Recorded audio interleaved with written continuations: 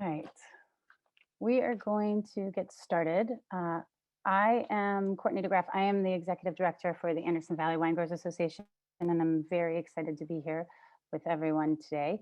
Every May, we celebrate Pinot Noir with an annual Pinot Noir Festival that's held in Anderson Valley, where we invite 50 to 60 producers all in one place to share Pinot all weekend with people.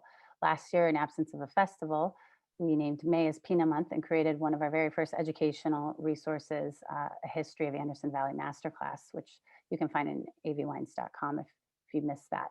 This year, we're diving a little bit deeper into all things Pinot Noir, and we're doing this with 4 weekly webinars. This was the one we're kicking off with, and a Passport to Pinot weekend that's happening in 2 weeks. We're going to be today exploring some of the smaller subregions of Anderson Valley. And for the webinar series this month, we've invited some producers who don't have physical tasting rooms here in the Valley to welcome people to taste with.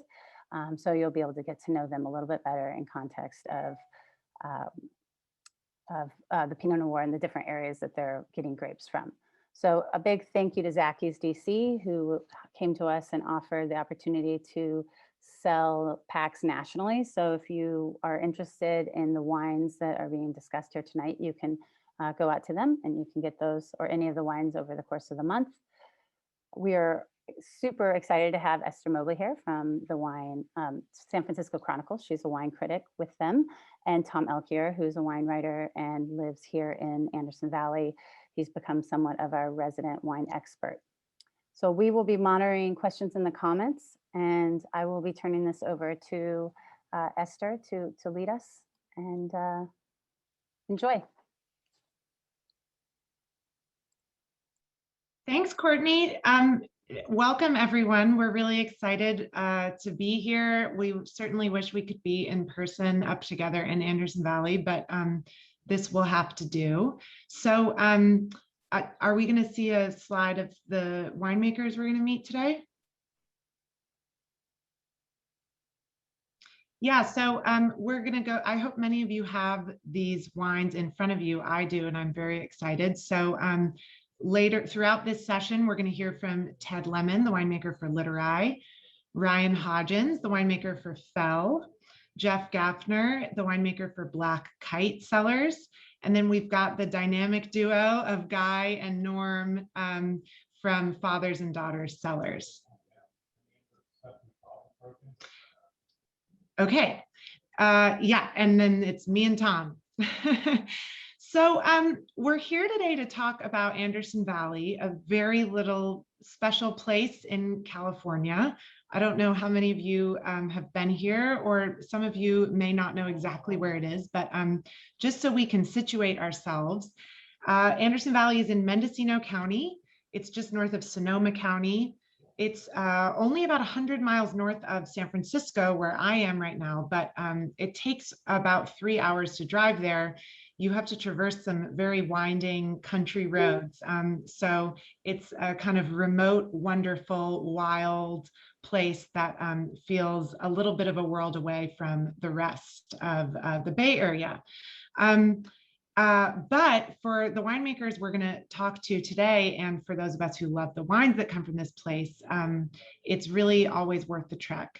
Anderson Valley, I wish we were all there right now, but it's a beautiful place. It's lush, it's green. There's a kind of single road that basically runs through the valley, and on either side of you, you're flanked by these gorgeous hillsides. You can see it in the background behind all of us. You end up at the kind of what we call the deep end of the valley, ensconced in these striking big redwood trees. At that point, you're almost to the Pacific Ocean, and it's just kind of everything California does best all in one place. Anderson Valley has its own quirky little culture. It even has its own language called Boontling, which is not English, and which is still spoken, I'm told, by some of the old timers in the valley. What we're really going to talk about today is the kind of unique confluence of characteristics that end up influencing the wines from throughout this valley. So it's a lot of different things, as with any wine region. It has to do with the climate, the soil, even maybe some of that quirky culture. And the proximity to the Pacific Ocean certainly has a lot to do with that. But what we're really going to focus on today isn't just what makes Anderson Valley unique, but it's actually what makes all the different little corners of Anderson Valley unique. We're going to go on a kind of super geeky micro scale to look at different vineyards from different parts of the valley and try to get an understanding of how the various physical characteristics of each of these places produces wines that are really different from each other, distinctive, and have a real sense of place.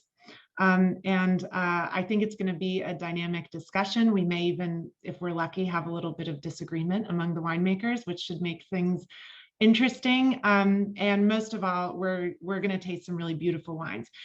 So here we're looking at this slide. This is just a little bit of background on Anderson Valley itself and the appellation.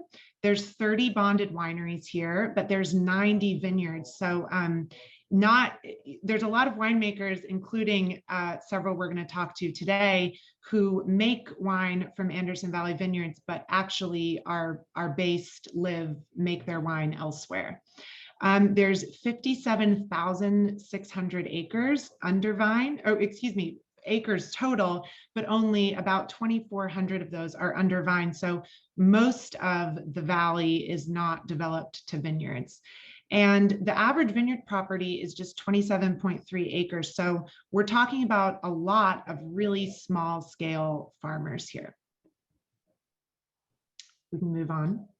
Yeah, and from here, that's just a little bit of a kind of introduction, but we're now lucky enough to hear from Tom, who's going to give us a little bit of a historical perspective on Anderson Valley, specifically Pinot Noir, and he's really a wealth of knowledge, so I'm excited to hear from him. Tom, over to you. Thanks, Esther. So right away, you can see in the bottom center of the slide, 582 acres under vine. That compares to the 2,750 we have now. So the appellation planting was a lot less when this appellation was born 40 years ago. This was a time in California when lots of appellations were filing for their geographic boundaries. And the reason they did it was that if you sourced your grapes inside of a defined growing area called an appellation, then you could use the name of that location on the label. And that helped consumers know where the wine came from, and it conferred legitimacy, and it made the appellation a destination. Now, some of these appellations were bogus. You could argue that Napa Valley is pretty crazy. It includes Pope Valley and Charles Valley, which are on the other side of the mountain range from Napa Valley itself. But hey, Napa Valley has market power, so they get to do that. Other places, appellations were designed by one producer to put 3 vineyards in the same appellation so they could have an estate program. That is not what happened here. What happened here is all the growers agreed on what the boundaries were, what the history was, what the climatic area was, what the watershed was, what the similarities were, and they defined an appellation that really has meaning. It's really a place worth getting to know.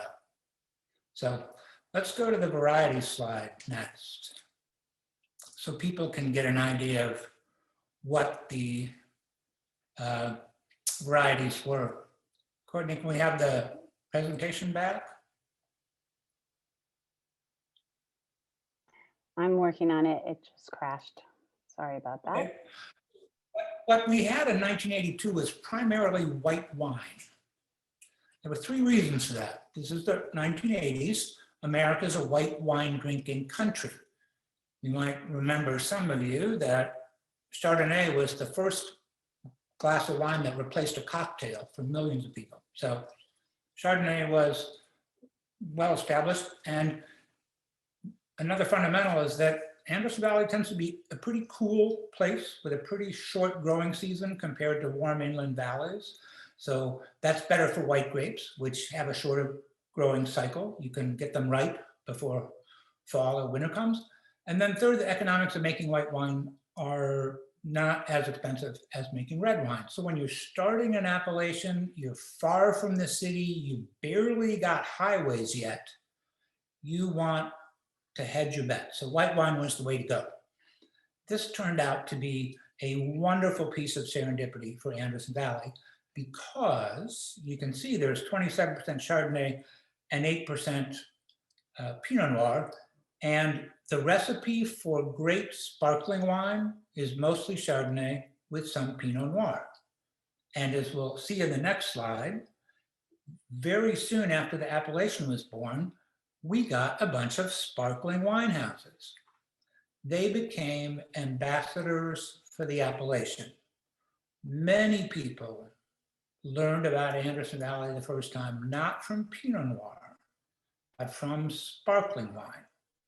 And this was a pretty wonderful thing for the Valley because sparkling wine is a wine of celebration. Everyone in the country, weddings, parties, anniversaries, everybody wants bubbly.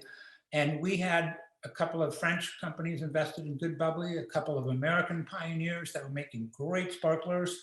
They were making sparkling rosé, vintage, brutes, non-vintage. It was real sparkling in a place called Anderson Valley. So that was a wonderful thing for the Valley. And it brought people here, it brought a little bit of money, it brought some producers from Napa. And one of the most important things it brought was new winemakers. And we'll see that in the next slide. We had a real turning point in the middle and late 1990s. What happened was a convergence of factors, really. On the ground, Anderson Valley began to use what were called the new clones or the Dijon clones, which had been developed in France in the 80s and 90s as Pinot Noir that would deal with cold climates better. It would ripen more reliably in a shorter growing season, better acid balance, better maturation chemistry. So the French developed these things. They came across the ocean slowly. Oregon embraced them because they have much rainier, wetter weather than we have down here. But in the late 1990s, those new clones came to Anderson Valley and they have dominated planting ever since because they do all the things they're supposed to do. More color, more flavor in a shorter growing season. Those things are golden here. So that was a wonderful factor. Second factor is America starts drinking red wine. And Pinot Noir is a wonderful thing. Even more important than that was the winemakers who started to buy fruit in the Valley and designate the vineyards. And we have one of the true pioneers, Ted Lemon, is with us today. And when Ted began to buy fruit here and designate that vineyard source on the label, ambitious young winemakers throughout the state had a giant stamp of approval. And that's why we had Wells Guthrie and James McPhail and Eric Sussman and all the rest come here. And they started bringing really sophisticated winemaking and knowledge of wine growing to the Valley, and it just raised the entire game. And here in this slide, you can see the result. Pinot Noir that had been 8%, now nearly 70%. The Chardonnay is holding steady perfectly well because it's going into bubbly. The Zinfandel is gone pretty much. Riesling is gone pretty much, which is sad. But we have a really thriving red wine appellation now, and that's a good thing for everybody. So the transition we want to make now to talking with the winemakers is to tell you about the 4 districts that we picked today. And it's not because we can say the wine tastes differently in those places. Ask us that question in 20 or 30 years, maybe we'll have a different answer. But today, what we're looking at is representative parts of the physical appellation. Areas that stand out because of their history, their terrain, their growing conditions. And if you want to know this appellation, you have to know those areas. It's a little bit like to know Napa Valley, you have to understand that Oakville is in the middle and Calistoga is at the top and Carneros is at the bottom.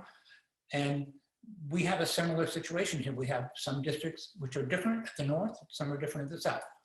So the middle part of the valley, which is called Mid-Valley or Palico in a local term, that's where the original commercial winemaking really got started, where Tony Hush and Dr. Ed Meads and Navarro and, oh gosh, I mean, Norman's dad at Lazy Creek, lots of people got started in the Middle Valley, and that was still the heart of the valley. And there had also been wine grown on the ridges for generations, but it really didn't support commercial agriculture because there were small parcels. So, oh, I think we're going to get some photographs here. Let's see.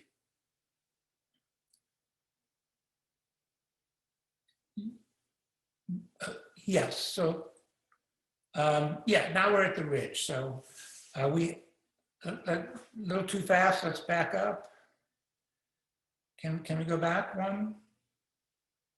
Okay, now we're on the eastern ridge, and you can see that these vineyards are up pretty high. There were high vineyards early on because it was above the fog, and you could get a few more hours of sunshine, and that's how you could make red wine on the hilltops.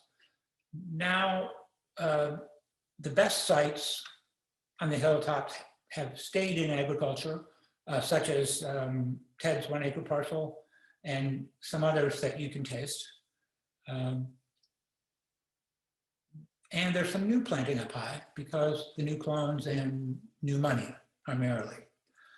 The district that is sort of the largest is the southern end of the appellation, and we'll have a picture of that in a moment.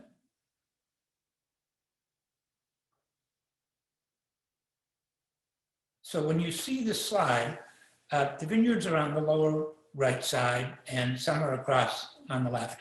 And this is kind of like, and here's another photograph. This big warm floodplain is like Napa Valley, big warm floodplain, or the Sonoma River, big flat floodplain.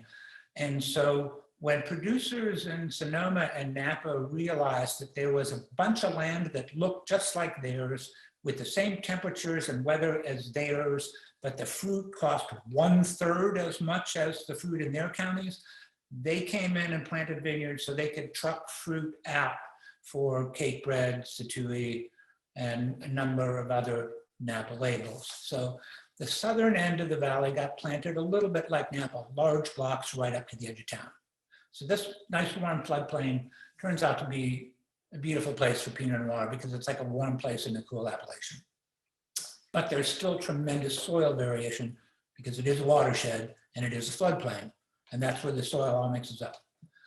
The fourth part of the valley we're going to talk about, we call it the deep end, but let's be honest, friends, it's not that deep. It's about 200 to 250 feet of elevation down there. And this picture you're looking at, whoops, there you go. This area down here is about 250 feet of elevation. Boonville is about 400, 450. So it's not that much deeper, but it is definitely much narrower. So the fog lingers longer in the morning. The sun goes down earlier in the afternoon. You really got to have your game on, the right clones and the right farming to get your fruit ripe down there. But if you do, it is striking and intense. So those are the 4 districts we're going to look at, a little bit of history, and now you are so fortunate to be in the hands of Esther Mobley for a bird's eye view in the Anderson Valley. Thank you, Tom. So first up, we've got fathers and daughters. And so anyone who's got that wine, if you can see it, it's not going to show, but feel free to get a little in your glass so that we can be sipping and smelling as we talk about it. So the fathers and daughter wine comes from Boonville. It comes from the Farrington vineyard. And Guy and Norman, can we get you guys unmuted?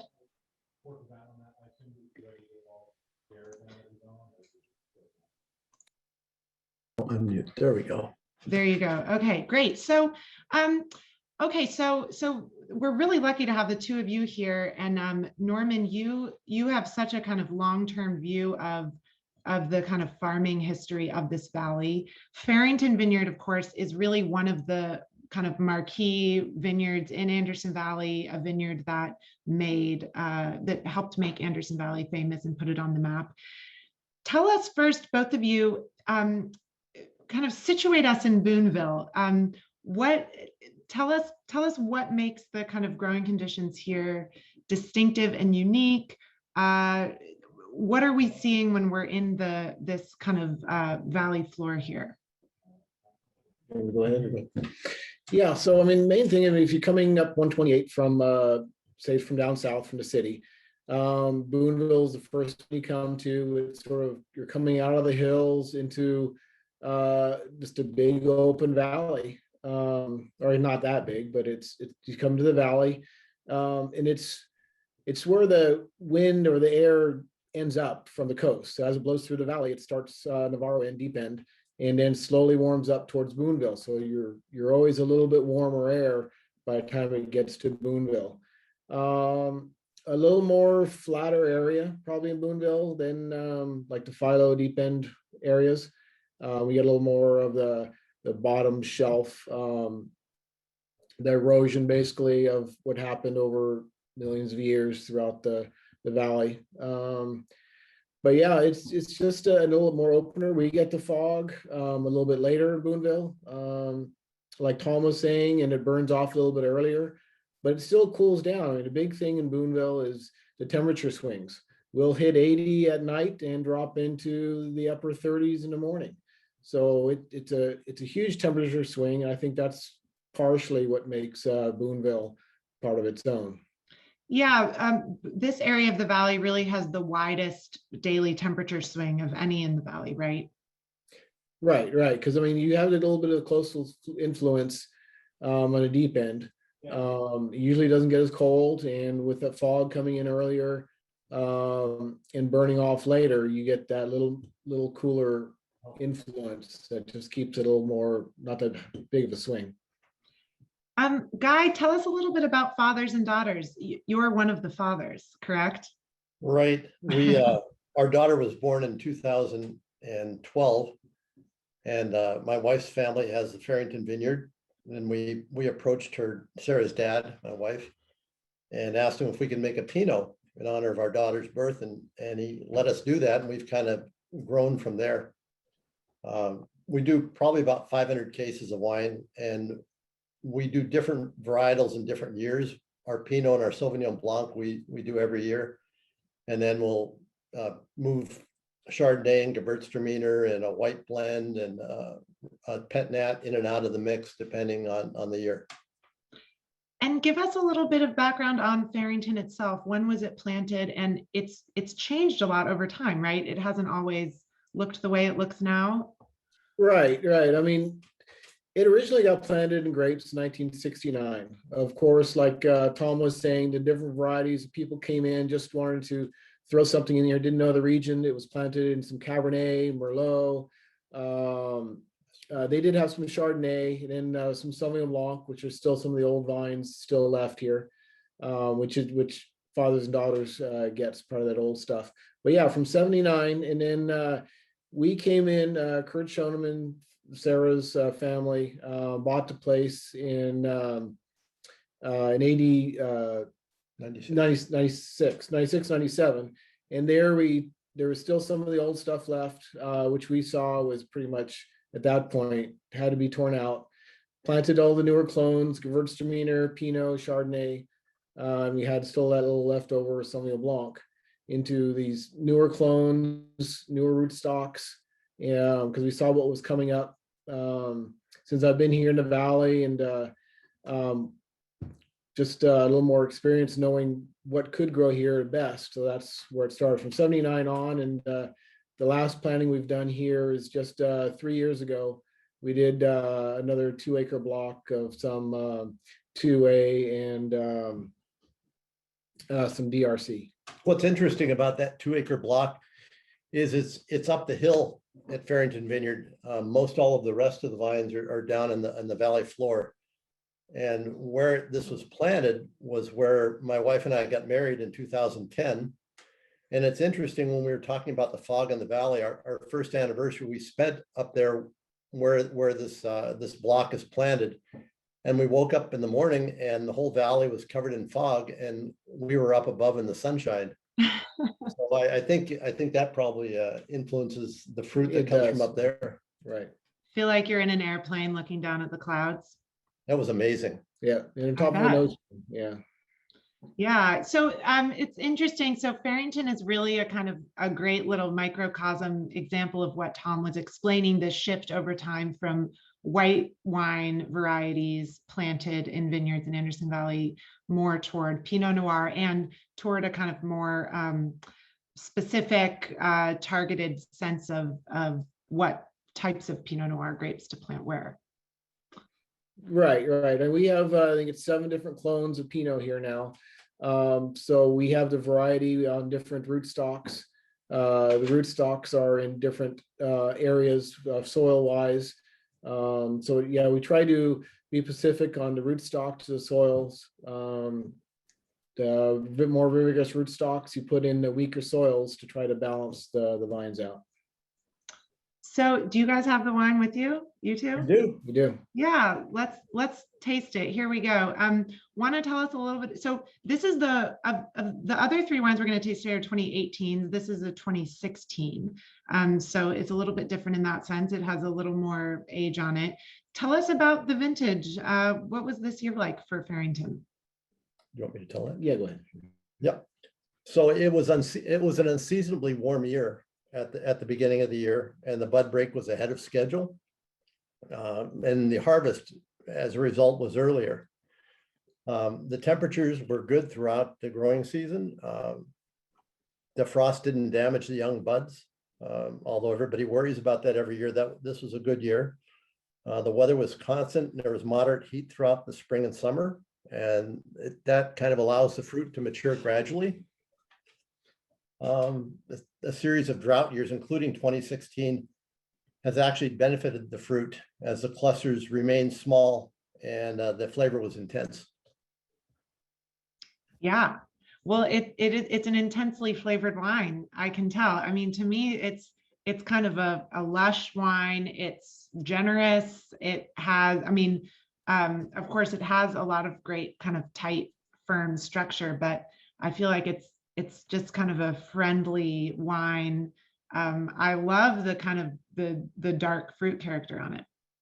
You know, it's interesting. My daughter worked for a winery down in Healdsburg, and I'm so used to the Pinots that come from the Anderson Valley being light and delicate, I guess more effeminate. They pair with so many things so well, and then you go down into the Russian River Valley and you get these bigger Pinots, and it's just for me, it's foreign because I kind of was brought up with Pinots on the Anderson Valley Pinots, but they're wonderful, and Farrington's a great representation of the Pinots from the Valley. Mm-hmm. Are there traits of Farrington wines that you guys think about? Are there any kind of telltale giveaways? Oh, that's a Farrington wine. Well, for me, a lot of there's stone fruits. There's dark cherry. Mm-hmm. There's a pomegranate that I pick up in Farrington that I don't pick up in a lot of other Pinots. Yeah, there's several like guys saying lots of flavors that you can relate to Farrington. For me, there's an earthy tone that every time I taste it, that's sort of what I'm looking for, and it comes up. I mean, each one of the other wineries that are represented here have all bought fruit from Farrington, so they know just as well.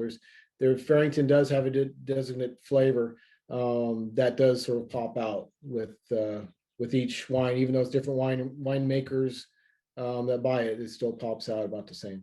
Mm-hmm. And what do you guys think about the idea that there's a kind of character to Boonville wine in general? Does that ring true to you? Do you feel like you think about the wines in that way? Yeah, definitely. I mean, there are some little more finesse flavors that you can get from the deep end or the ridges or whatever. I think, I mean, every one of these climates, I mean, it can vary within Boonville, I mean, or the grower. I know just half a mile away here to the west, you're a little bit more on a shady side. Still Boonville, I can see it from Farrington, but it's just a slight different climate. It's these little microclimates that everybody's talking about. It can change a flavor quite a bit, almost drastically. Not that I'm not saying bad, but there's little notes that you can taste or that stand out. There's all these little areas. I think there's a brighter acidity to the Pinot fruit from the Boonville area than the deep end of the valley. And our winemaker, Phil Baxter, kind of refers to the Pinot as having kind of like a Jolly Rancher character to it.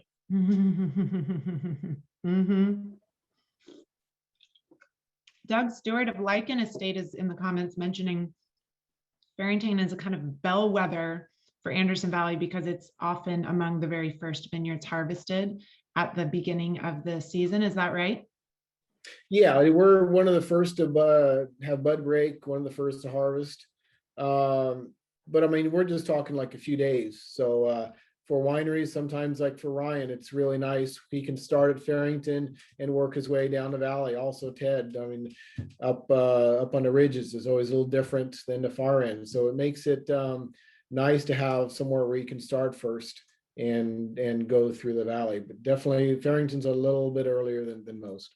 When you're talking about the differences between the regions that have been created here in Boonville and Palico, I think there are some characteristics that run common throughout the regions that as it's been defined for this seminar. But I also think that the characteristics of the fruit varies from vineyard to vineyard. I mean, the vineyard in front of us is Cakebread, and the vineyard behind us is what was Demuth and Canez. Yes, Cerise, Cerise. Canez, and then Ted's just above that on the ridge. Right? And you taste Pinots from each of those three vineyards, and even though they're all kind of in the Boonville, region, they're very different.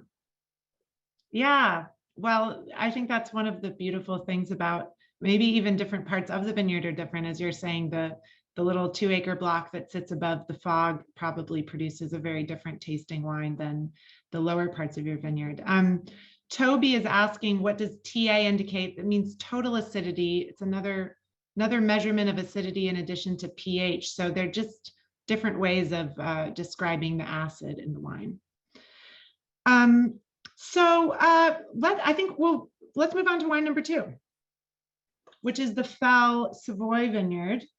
And this is going to bring us to region number 2 within Anderson Valley, which is Palico or Mid Valley. So Ryan, we got you unmuted. Palico, is this a Boontling term? It is the local Boontling name for the town of Philo. So Philo, Palico, Mid Valley, all the same. Yeah, so we're moving north and west a little bit, right? When we get up here.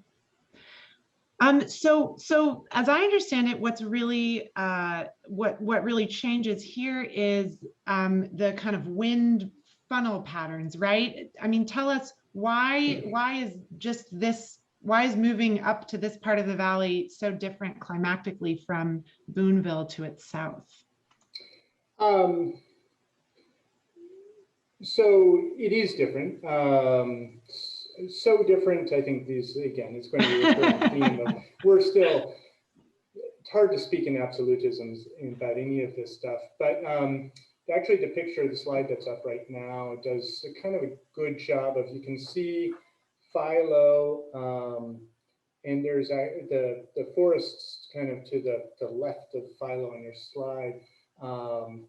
That represents the hills there around the village of Philo, and that's kind of a breaking point in the valley. The Navarro River actually just forms right almost at the town of Philo. It's the convergence of 3 creeks, and then from here to the coast, we call it the Navarro River. And the Navarro is the primary pathway of the wind moving into the valley. And the hills between Boonville and from Philo to the northwest are kind of a break for that wind. So the wind that's more prevalent in the Mid-Valley is slightly less so towards Boonville. And then also that little ridge is a good holding point for the fog. So as Norman and Guy were saying, Boonville's fog is going to burn off earlier in the morning, where Savoy vineyard sits, it might stay for another hour, hour and a half in the morning. So say burning off at 11 instead of 9:30 or something along those lines. So a little shorter sunlight exposure and the prevalence of the wind really pushing through the valley. It's also the kind of the narrowest point of the valley. As you can see in this slide is again, you have the Hendy Woods is the forest across from Savoy, it's old growth redwood. You've got the Navarro River, Savoy Vineyard, and then it's the hills. It's one of the few places in the valley where it's really just one vineyard width from one side of the valley to the other. It's not the expansive bowls that you have both in the deep end and in Boonville. And also, Ryan, it's a little hillier here, right? And unlike a kind of valley floor flat planting, we're getting into more rolling hills. Is that right? Yes, yeah. There's more, because the valley is narrower, the little the creeks and rivulets that come down from the North Ridge break it up into these more of the alluvial fans are more frequent as you move through this portion of the valley. Okay, so Ryan, Fell Wines, your winery owns the Savoy Vineyard, although you make your wines in Sonoma, a little further south. But tell us a little bit about the history of Savoy. It predates Fell, right? Yes, so I've worked with the vineyard since 2005, but the vineyard was first planted by Richard Savoy. He bought the property in '89 and started putting grapes in the ground in '91. It's a 43-acre parcel. Much to Tom's kind of history of the valley, when Richard planted the property, about 25% of it was being planted for sparkling grapes, and then the rest for still Pinot Noir. And Richard Savoy really, as a lover of Burgundy, had this idea of kind of vineyard designate, Grand Cru style Pinot Noir farming. And also to that end, he sought out producers that he viewed as kind of, pioneers of making vineyard designate Pinot Noir. And the first vineyard designate Pinot was actually made by Ted Lemon of Literai in '97 was the first vineyard designate from the property. Like I said, I've worked with the vineyard since '05. Our owner, sister company, Cliff Lady, was able to purchase the vineyard in 2011. So some of the other hats I wear is kind of overseeing farming and managing the relationships with the 8 different wineries that we sell fruit from Savoy to, all of which who make their own vineyard designate, including still Literai, now 23 years, 24 years going strong. Yeah, that's great. Well, Ryan, do you have the wine? I do. Yeah, let's taste it. And let's bring up the winemaking slide if we There can. we go. Yeah, okay, so now we're in the 2018 vintage. Tell us a little bit about that. What was that year like here at Savoy?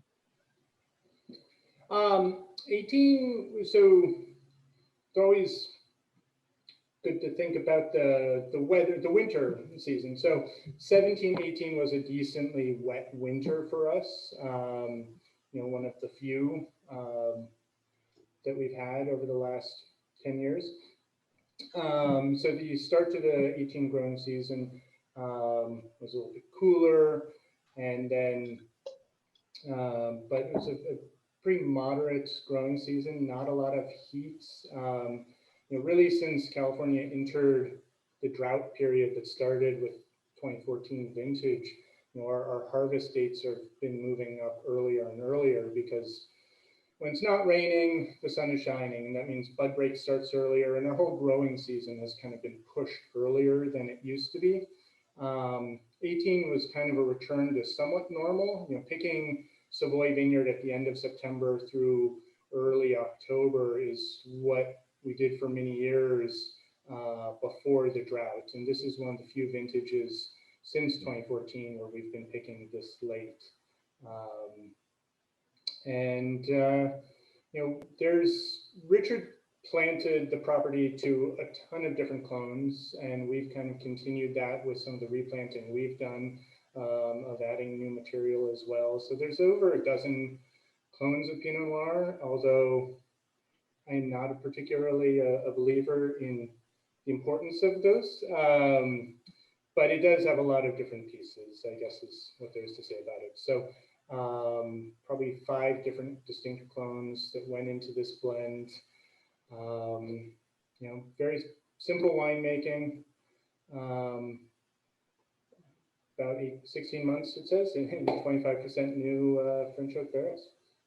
Well, it's funny, it says 14.2% alcohol. I would guess it's lower than that. I mean, it just presents as very kind of ethereal and delicate. And I love the kind of subtlety of it. Thank you. Yeah, I think that the whole 14% alcohol has more to do with taxes historically than it being a real tipping point. I think anything, for me personally, I'm quite comfortable with my wines being low 14s down to, we bottle, some of our Pinots in the low 13s, but it's more the upper 14s where I feel like the wine significantly shifts in terms of flavor profile and perception of, say, richness due to the alcohol. Mm-hmm. So Ryan, you work with really the full range of the valley. You make wine from Farrington. You also make wine from the kind of vineyards on the very, very other end of it, Wendling, I know. Yeah. What to you is unique about Savoy within the kind of ecosystem of the whole valley? The wines, what's unique to you about the wines? So Savoy always trends towards a little more savoriness than I think most sites in Anderson Valley. This particular bottling, 18, being a bit on the younger side, I think is not perhaps the best example of that. Today I'm just getting a lot of fruit. There is some kind of mint notes. We talked a lot in Anderson Valley about the pennyroyal, which is a member of the mint family, a wild mint that grows under the vines, and the flavors that can impart on the wine.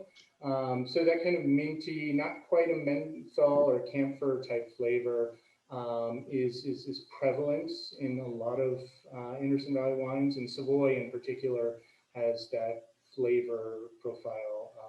It's more pronounced. So. Mm-hmm. And I would say that, go ahead. No, please finish. Well, I think of, for the sites we work with, it is also probably the most black fruit driven, whereas Farrington is much more of that red fruit. I like the Jolly Rancher kind of character. And even Wendling tends towards more red fruits at times in our cellar than Savoy. Yeah, well, I get kind of like to me, I get a lot of savory notes. I get a kind of black tea note here too, but the fruit is very pure and it's beautiful. I think we should move on to Black Kite. So we got Jeff here. Hey, let's make sure you're unmuted. And for everyone, I'm sorry you can't see the bottles, but to be clear, this is the Black Kite Pinot Noir.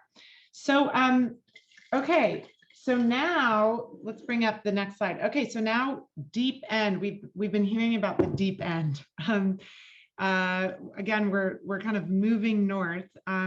So Jeff, tell us, situate us here. Where is Kite's Rest? What is the deep end? We're barely in the deep end, so it's like almost like barely in the pool. We're at the southern end of it. To me, sort of the deep end, and because we get fruit from Wendling as well as Farrington.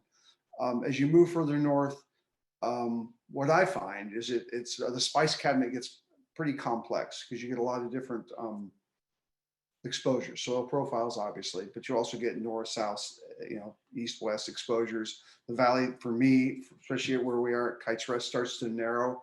So I call it the sun window, the solar window gets narrower. And so it kind of is a unique, I call it the great spice cabinet of Anderson Valley. At that end of the valley, you seem to be able to get everything you want. If you can partition part, like in the case of Kite's Rest, we have 3 different blocks that kind of almost show us 3 different parts of Anderson Valley in a very small footprint. And I've talked to others up there and they kind of feel the same way. So that's probably my distilled down version of the deep end. I also want to apologize for my background.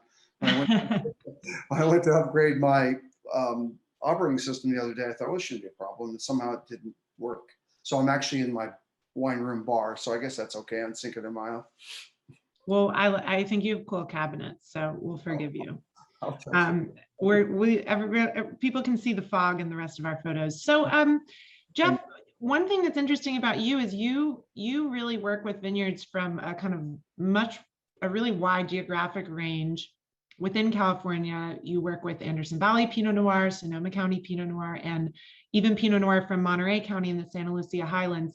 Why, what do you like about Anderson Valley, and what's different about Anderson Valley from other Pinot Noir regions in other kind of coastal adjacent regions of California? Aside from I'm probably mentally ill and think gas is a nickel a gallon. You must be a lot of driving, yeah. To me, Anderson Valley has sort of 2 things for me. One is there's a sort of an emotional connection. My family, we used to go up to Hendy Woods. Brian talked about Hendy Woods in the 60s. So I spent a lot of time up there back when it was pears and apples and sheep.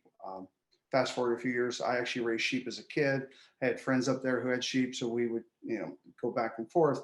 So watching the valley change there's sort of an emotional thing. I actually worked with Milla when I was at Chateau St. Jean years ago.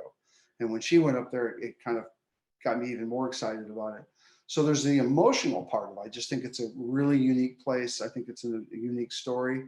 I am personally tickled to death that it's kind of got the light on it in the last 10, 15, 20 years, because I think it kind of was the ignored cousin in the corner who ends up being, the swan, if you will. As far as a winemaker, I actually like it because it's a really small valley. I mean, it's much smaller than most of the areas I work with as far as a valley goes. Within a small valley, you have a lot of different footprints. I mean, the spice cabinet, and I keep using that metaphor, but I really mean Anderson Valley has a lot of things going on up there. So as a winemaker, when you kind of look at your shopping list of all the different things you want to try, and I think all us, everybody on this call probably would fall into that camp. We're making Pinot Noir, so we're kind of dorks anyway. So we want to try different things. We're very experimental. I think that's what we all fell in love with Pinot Noir about. Is it is the single best varietal for capturing site signatures. I think Anderson Valley is sort of like has it all. So you kind of are a kid going to a candy shop, and then your parents have to deal with you, or in case of your winery owner has to deal with you later. Well, let's move on to the wine slide. Oh, well, okay, so this is Kite's Rest. Very beautiful.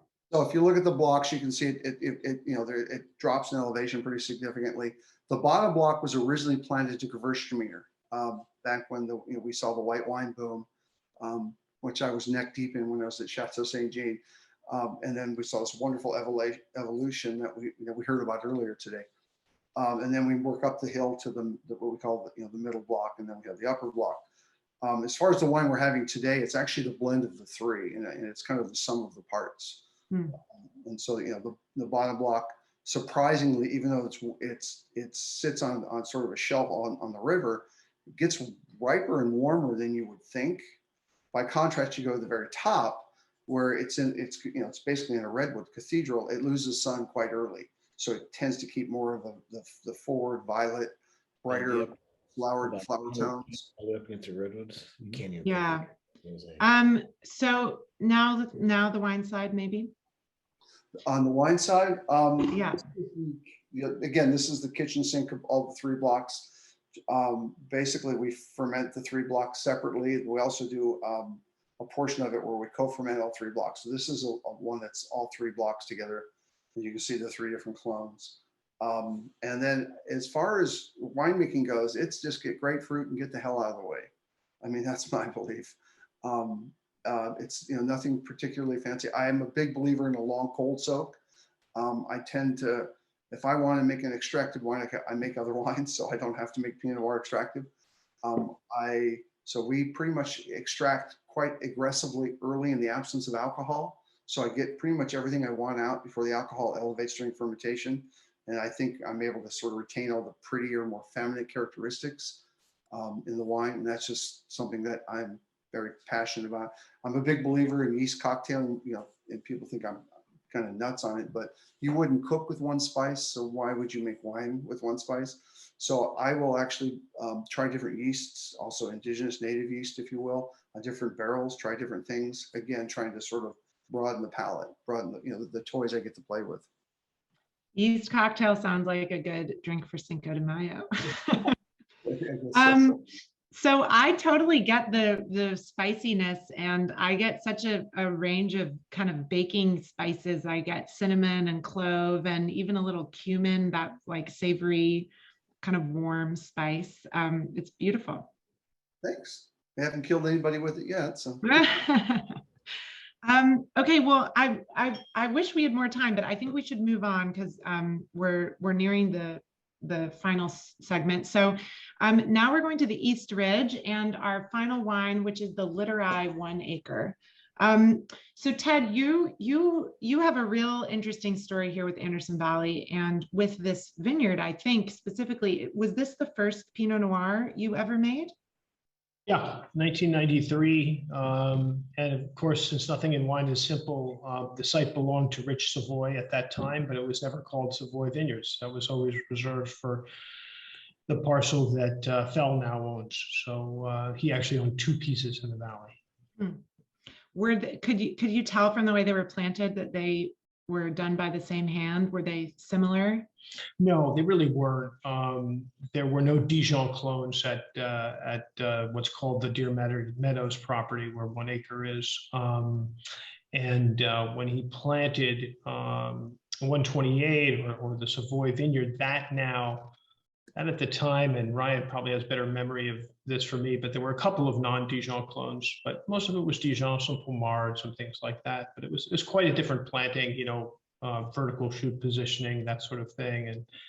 And the site on the hill above Boonville it was split canopy. It was a very different creature from a different time of planting in Anderson Valley. So you're in Sonoma County, and in 1993, when Anderson Valley was not known for Pinot Noir, certainly the way it is now, did it seem, was it a risk to be making wine from up here? Did it seem crazy? It was.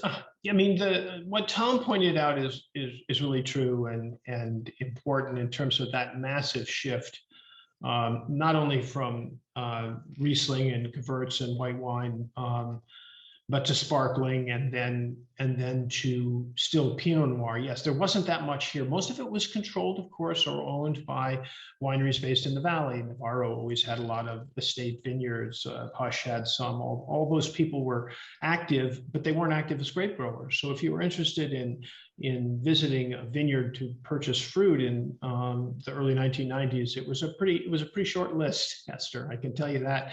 And especially if you were looking for something interesting. And I know that's a value term, but what I mean by that is something that was where the ownership and the mix of plantings and the soils suggested that it could produce something special. And so it was a pretty quick tour for us. And I think it worked out okay. We're pretty happy. So one of the main differences here between this and the previous 3 vineyards we've looked at is elevation. We're really at serious elevation now, right? Yeah, this is 16 to 1800 feet.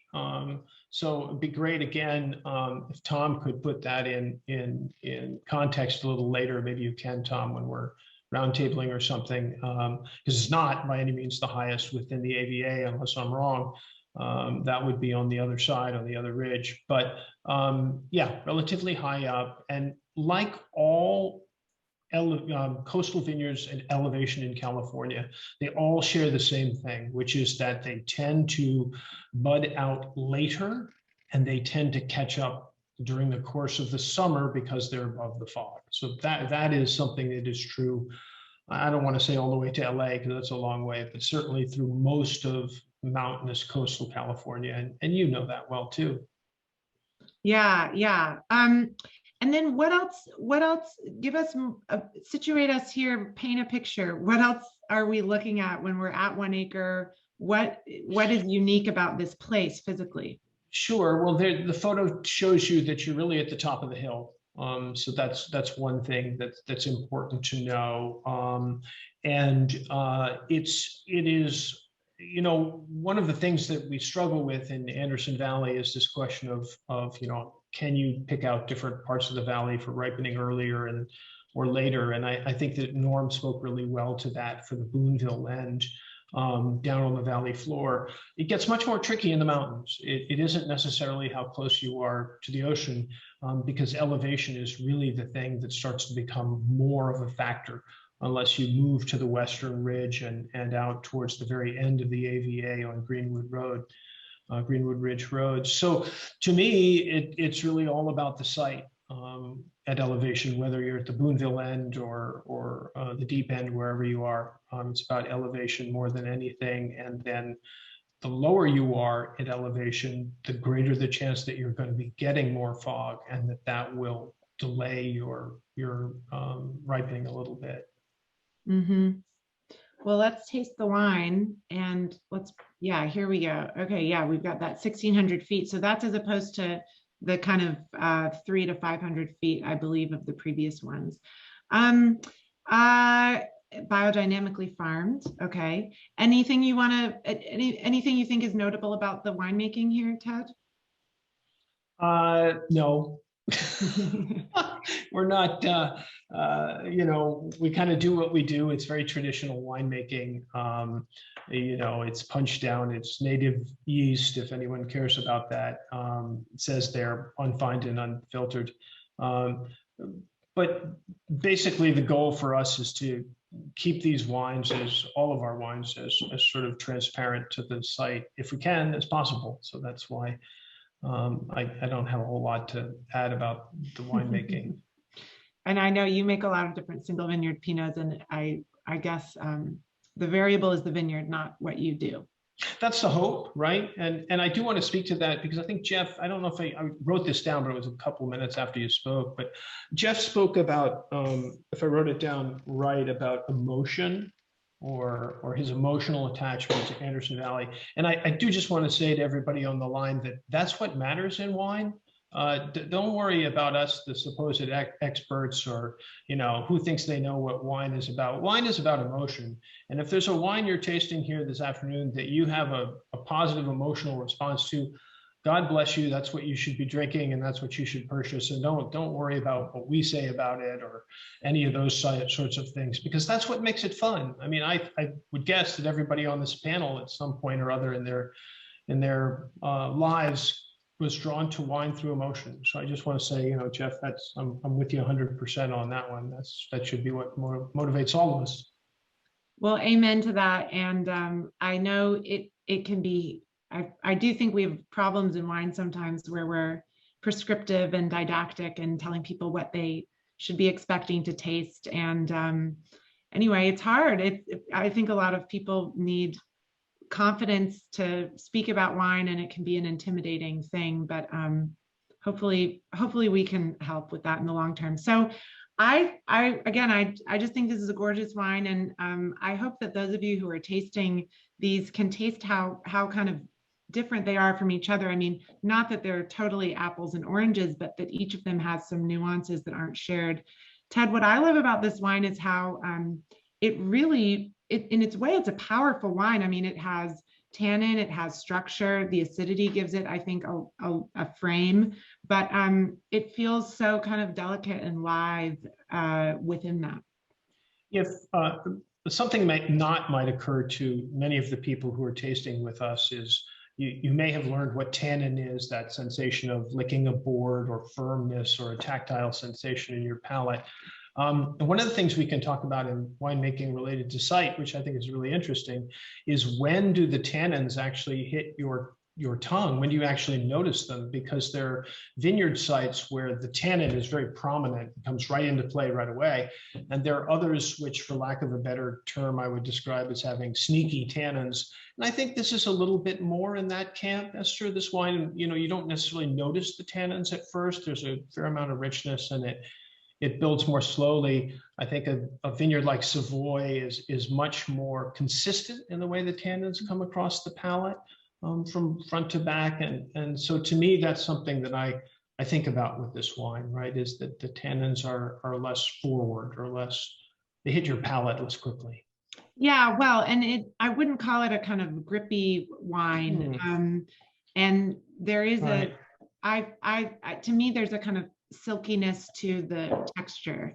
It's a hallmark of, there's a hallmark of the site, right? And I think Ryan was a little modest earlier too, talking about Savoy, because it's our experience that site ages incredibly well and incredibly consistently across now 20-something vintages. And to me, it speaks to a couple of things. One is how truly unique Anderson Valley is in being very small, very defined, and the wines have radically different tastes no matter where you go, and that makes it really fun.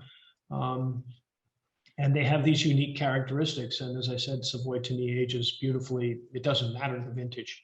I think being on the valley floor, a little more protected, that's a huge factor.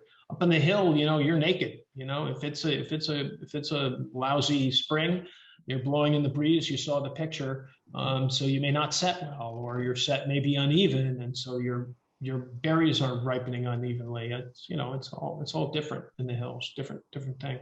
Mm-hmm. And Ted, you have experience, I mean, all of you do here, with not only Savoy, but also Farrington and Cerise, and we talked about hell of a vineyard. Tell us, what distinguishes 1 acre really to you within Anderson Valley? So I mentioned it in terms of the richness of the mid palate. For me, it's a rose petal wine. It may not show all the time, but there's a scent of roses in this vineyard that's often quite distinctive. It's one of the few vineyards that I can pick out blind all the time when we're working in the cellar. I won't say every time, that's not fair, of course, but most of the time. Just because it's quite unique. And one of the most interesting experiences I've ever had as a winemaker was this site was destroyed by phylloxera, and so it was replanted in 2005. And Rich owned it at the time. We hadn't purchased it from Rich Savoy, and he was very sweet. He was as nervous as we were making the first vintage after the replanting. And this wine has quite a unique smell as juice, and quite distinctive. And as soon as we picked it in 2009, I think it was, I have to go back and look. It was 2009 was the first pick after replanting. I called Rich when we had just put the stuff in the fermenter. We crushed it and put it in the fermenter. I said, nothing to worry about, Rich. Smells the same. different clones, different spacing. All that stuff is different. Juice smells the same. Wow. Well, that's a testament to terroir and the power of a sense of place. Yeah, I think. I want to open it up to the full group now. We're scheduled to go till 5:15. So one question I think you all might be a little bit fired up about, including you, Ted, is we've touched on it, but the sense of we have, we're looking at these different regions. They all certainly have different characteristics, whether it's the wind funnel, the elevation, the valley floor, the vegetation that surrounds them, the fog, et cetera. And we know the individual vineyards also can be different from each other. Where you talked about with Boonville, there may be more variation between the vineyards. How do you guys think about how these districts, and is it a useful way to talk about Anderson Valley terroir?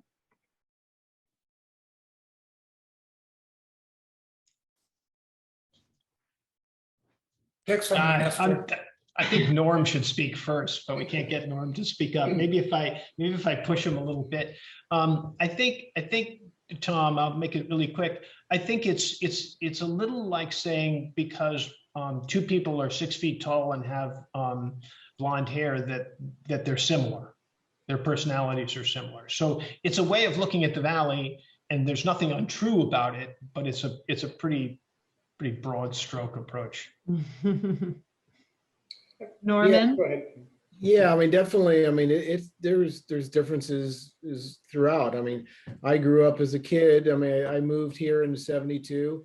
My parents are making wine. They planted Pinot, Gewurz, and Chardonnay back then. And yeah, there's different. I've been tasting the wines since then. Old Hush, Tony Hush, Darren Edmeades, all those have had all different Pinots, different styles, different. They grew from the same places, but every one is different.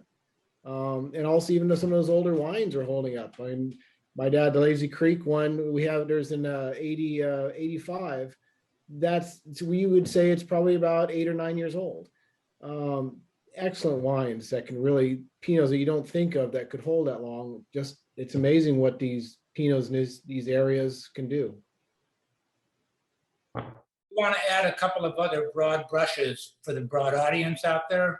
The other things we could have talked about today are how amazingly the farming has improved, cellar techniques, sharing among the winemakers, site-specific clone selections, clonal diversity, all the trends that have made wine better in California, you can find here on the ground in intimate, wonderful ways. Norman, do you want to say a word about that? You've been farming in Anderson Valley for a long time. How has it changed? Yeah, I mean, when we first started, I mean, apples was the biggest thing. Apples and sheep, that was pretty much what Anderson Valley was about. Over time, I mean, yeah, the apples got pulled out and grapes got put in. But changing, yeah, I mean, there was, where the high school is now, it used to be Italian Swiss colony, planted columbard and just these strange varieties that I had no idea about the valley. And that didn't last long because you couldn't make any good wine out of that. But yeah, as new people came in, Ted, you're one of the pioneers also of making these great wines. Things changed as people discover these new areas, these little microclimates. Just a trial and error. And each one has come out a little different, and people have learned, and the new clones, new rootstocks have all been experimented and trying to find little niches that work the best. I think what's interesting in the Valley is the spirit of collaboration among winemakers and wineries. It's really, I think, an energetic environment to make wine in. Last question, Pinot Noir. I mean, clearly Anderson Valley has been kind of trending toward Pinot Noir being its signature variety. We can see from these 4 wines, there's a really good reason for that. Is the future of the Valley in more Pinot Noir? What's it going to look like? Climate change. What should it? Yeah, I mean, I think Pinot is going to be here for quite a while. I don't think it's going to change too much. It's just my opinion. A lot of these best areas to plant are taken up. You can't plant every spot in Anderson Valley. It's just not suitable. There's a few good locations that are still probably pop up, but I think most of the area has been pretty much planted. Right. If climate change makes it warmer, it's going to be easier to ripen red wine here. So I think this appellation is favorably situated. Many people who study this carefully say that Anderson Valley has more in common with Oregon than it does with the rest of California. We're a cool, moist area. And if we get warmer and drier, that's not going to be bad for red wine. You'll hold on and still be producing elegant wines. Yeah. I think Esther, part of the answer, we all know it, and that is, tell us what the climate looks like in 50 years, and we'll give you the answer to that question. Right. Right.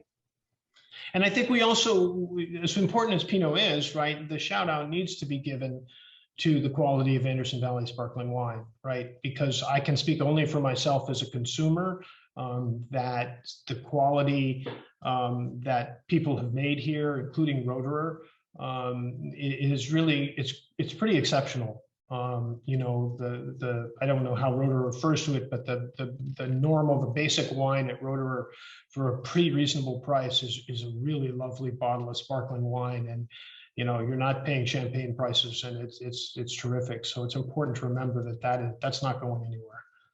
$20. Yeah. Great. Yeah. And there's other great sparkling wines produced in Anderson Valley too. Well, I think this brings us to the end of our session. I've really enjoyed getting to taste these wines. I'm wishing I weren't stuck in my San Francisco apartment, but we're looking at the floodplains of Boonville with all of you. Hopefully next year, the Pinot Fest can go on as planned in person. Courtney, is there anything you want to leave our attendees with before we sign off? No. Thank you guys all so much for all the time and energy and interest and passion for the Valley. So appreciate everything. Yeah. And Thank you, Esther. thank you, all of you. Thanks. And thanks, Tom, for the history lesson. That was really great.